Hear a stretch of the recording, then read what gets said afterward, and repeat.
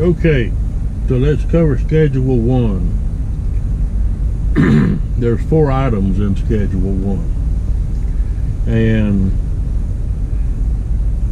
number 1 is the detention policy. In regards to detention, anytime a lease operator arrives on time for a scheduled delivery or loading appointment and is detained at shipper or receiver in excess of 4 hours, the lease operator will be paid $15 per hour for each hour after the 4th hour. So, you're going to sit there on your nickel for 4 hours. And then they're going to pay you $15 an hour. Detention pay will not exceed $300 in a 24-hour period. The lease operator will not receive any compensation, either earned or not, during the first 4 hours of your detention. It is the lease operator's responsibility to keep a record of the time the lease operator is detained and give notice of such detention immediately to the contractor through the lease operator's onboard computer system. Number 2, layover. If a lease operator is available for over 12 hours without a dispatch for a load, then terms contained in paragraph 1 above shall not be applicable, and in that case the lease operator will be paid $150 for each 12-hour period for layover, provided the lease operator has sufficient hours of service to work. Each 12-hour period qualifies the lease operator for an additional $150 per 12 hours in layover pay, with a maximum of $300 for up to 35 hours. So you're going to get $150 for the first 12 hours. 24 to 35 hours is $300. 36 to 47 hours is $450. The lease operator's responsibility to keep record of the time lease operator's layover and give notice of such layover immediately to the contractor through the onboard computer system. Number 3, mileage rate schedule. Contractor agrees to pay lease operator for successful completion of the purposes of this contract in accordance with the mileage rate schedule attached as Schedule 3. Lease operators acknowledge receipt of said mileage rate schedule.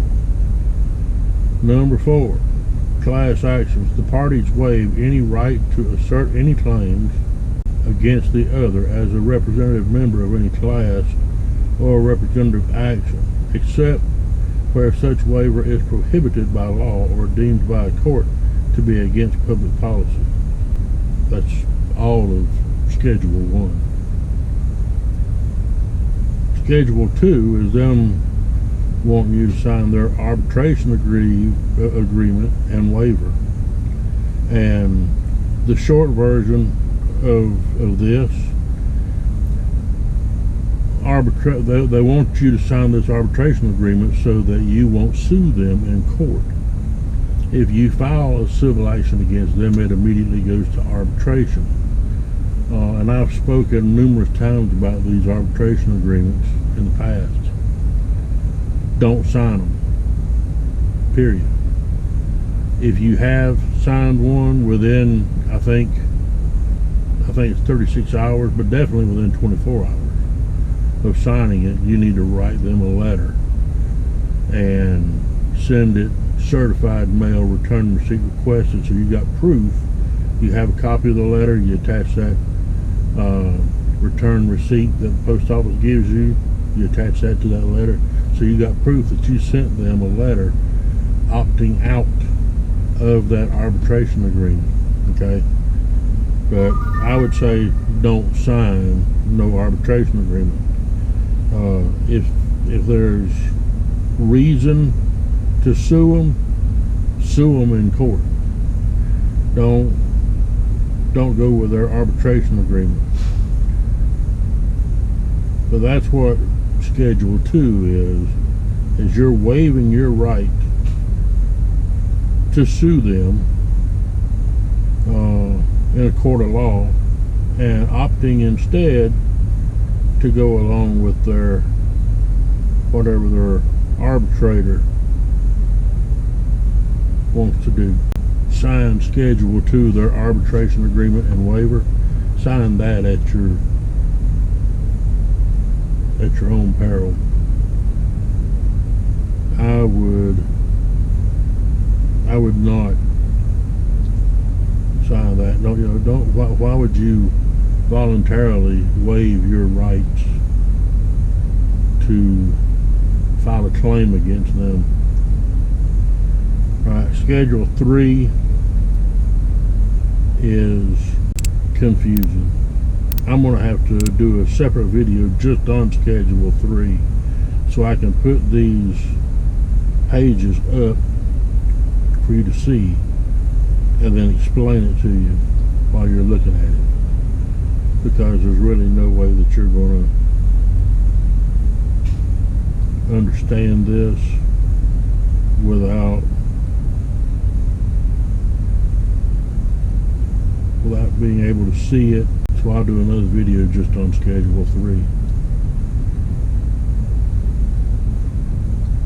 Then they have this breakdown, I'm going to call it, on their letterhead that says you will be penalized for abandoning your truck and or trailer. The following fines will apply. Empty truck not in Hurricane Express yard, they're going to fine you $1,000.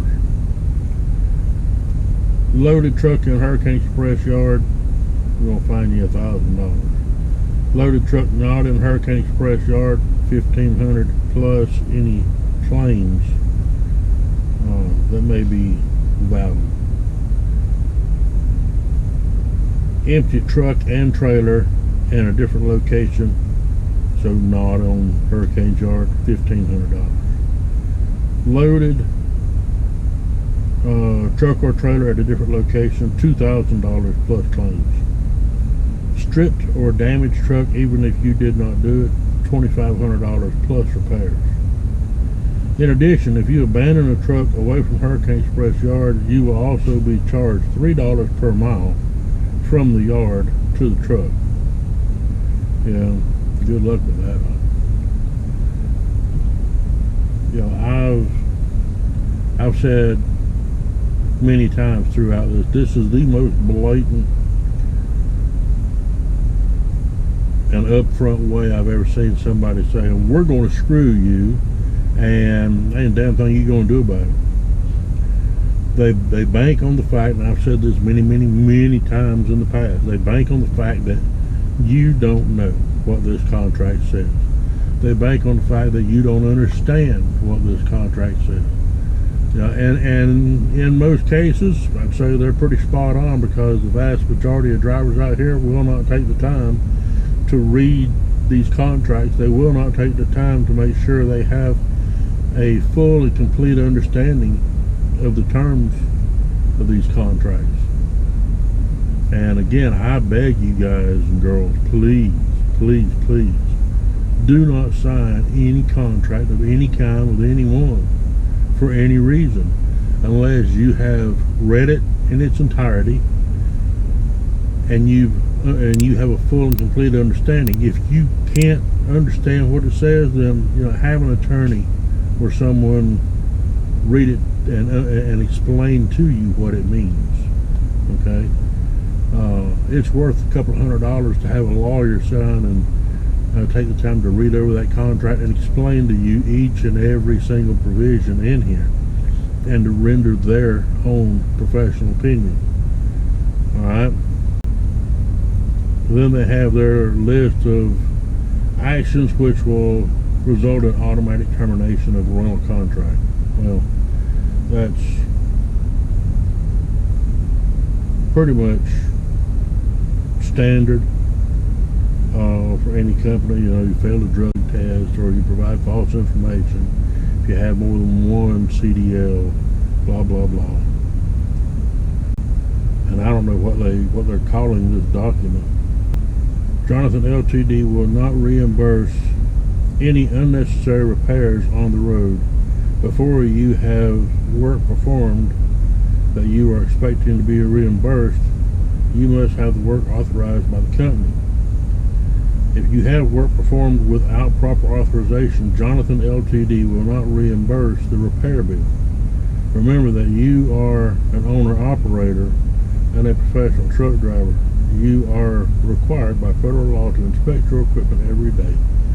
If your daily inspections, in your daily inspections, you should catch any problems such as bad belts, leaking hoses, low tires. You should never have to call us with broken belts or hoses. You should catch these before they completely fail. Load locks. Load locks are not permitted on the extenders of any Jonathan Ltd. truck. If load locks are ever placed on the sleeper extenders of Jonathan Ltd. tractor, then the renter will be fined $250. The next occurrence will result in the rental contract being terminated immediately. Okay. Alteration by the renter of any wiring is not allowed. Should the renter need a power inverter wired, it must be installed in our shop in Oklahoma. Any alteration of wiring by the renter will result in the rental contract being terminated immediately. Off-duty, I'm going to say sleeping in Los Angeles. Los Angeles is not a secure or safe location to park a truck unattended. No renter shall sleep in Los Angeles or leave the truck unattended while off-duty in Los Angeles. Doing so will result in the rental contract being terminated. Well, I don't know who the hell this Jonathan Ltd. is. So I don't know why you would need to sign this. And then the second page of it, it has a bunch of fees. An exterior wash, they're going to charge you $50. An interior detail, $75. Refrigerator cleaning, $75. Smoke odor, $200. Replace a mattress, $200. Soiled carpet, $200. Ruined cab carpet, $750. Ruined sleeper carpet, $750. Replace a microwave, $75. Replace an inverter, $200. Sleeper curtains, $300 each. Windshield curtains, $300 each. Sleeper extender repair, $500. Mud flap, $25 each. Mud flap hanger, $25. Bullshit. This old boy must have bumped his head multiple times to come up with this kind of nonsense. Anyone wishing to take a dog or other animal on a Hurricane Express Leasing Inc. or its affiliated truck may pay $2,500 non-refundable cleaning and damage fee. We collect this to ensure, so you're going to give them a $2,500 deposit for your pet, and it's non-refundable. So I'm assuming if you want to take two pets, you're going to pay them $5,000 non-refundable. You're going to give them $5,000. Yeah, this old boy's lost his ever-loving mind. I would almost be willing to say that this Hurricane Express contract is an absolute, complete waste of time and effort. But I will say this. If making this series of videos helps one person, just one, to see the light and not sign on with Hurricane Express, then it's worth it. You know, I see bay and bay trucks running up and down the road. I see Christensen Transportation running up and down the road. I see Keller Trucking. I see a lot of different companies out here all the time. And while I will admit that a lot of these lease purchase programs are a waste of your time and your effort, a lot of these lease purchase programs are an absolute scam, I will say that there are a few, and I'm being honest here, there are a few that actually offer a legitimate lease purchase program that is a real pathway to ownership and is actually worth taking the time to learn about. You know, if you contact a recruiter with, say, Bay and Bay, for example, and you tell them to send you, you're interested in signing on, let them have their information about you and whatnot, fill out their application. But before you go any further than that, tell them, listen, I need you to send me a copy of all the contracts, all the paperwork that I'm going to have to sign, because, you know, your lease agreement, you want to understand what that says, what the terms and conditions are, what the length of the lease is, etc. And then your carrier agreement, where you're going to sign that truck onto them and run under their authority.